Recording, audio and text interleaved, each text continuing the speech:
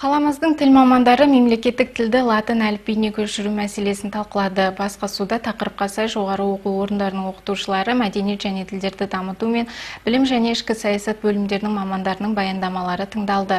Басқосу барысында қатысушылар латын әліпбиіне көшудің маңыздылығын атап өтіп, оның ең тиімді нұсқасын қарастырды. Сонымен қатар, олар латын әліпбиінің әлеуметтік лингвистикалық ерекшелігіне тоқталып, ғаламдану жағдайындағы оның рөлі туралы ой бөлісті.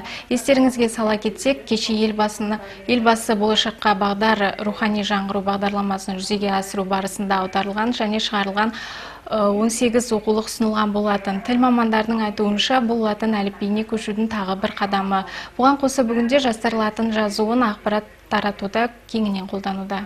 Латын әліпбиіне көшуге байланысты жастар қиналады деп ойламаймын, себебі бүгінгі смартфондар, техника құрал жабдықтардың барлығы сол қаріпке негізделген. Сондықтан латын әліпбиіне бірінші кезекте сол жастар өзінің сөзін, тілін, айтылуын, жазылуын білу үшін де бірінші кезекте біз латын әліпбиіне көшуіміз керек деп ойлаймыз.